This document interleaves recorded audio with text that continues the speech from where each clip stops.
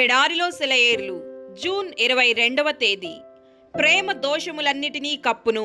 సామెతల గ్రంథము 10వ అధ్యాయము 12వ వచనం. ప్రేమ కలిగి ఉండుటకు ప్రయాసపడుడి. 1 కొరింథీ 14వ అధ్యాయము 1వ వచనం. నీ బాధలను దేవుడికి మాత్రమే వినిపించు. కొంతకాలం క్రితం ఒక భక్తురాలి వ్యక్తిగత అనుభవాలని ఒక చోట చదివాను.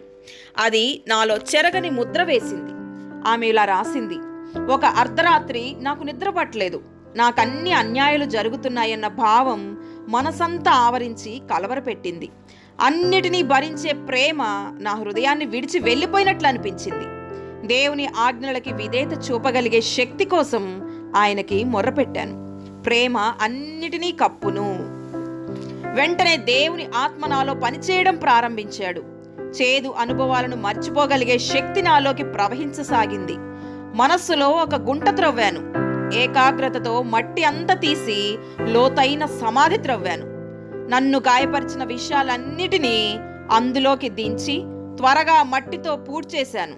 దాని మీద గడ్డి దట్టంగా పెరిగిన మట్టి పేళాలని కప్పాను.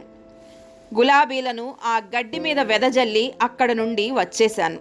విశ్రాంతికరమైన తీయని నిద్ర పట్టింది. భరించరాని బాధ పెడుతున్న గాయాలు కనీసం మచ్చైనా కనిపించకుండా మాయమైనాయి. ఈ రోజున నాకు ఆ గాయాలేమిటో కూడా గుర్తులేదు.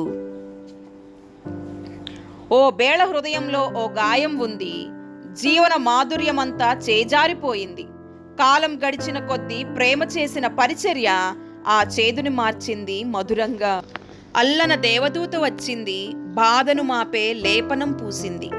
గాయం మానిన గుండెలో మొలిచింది శాంతిని తెచ్చే శ్వేతవర్ణ ప్రేమ. దేవుడి మాటలను దీవించునుగాక. ఆమేన్.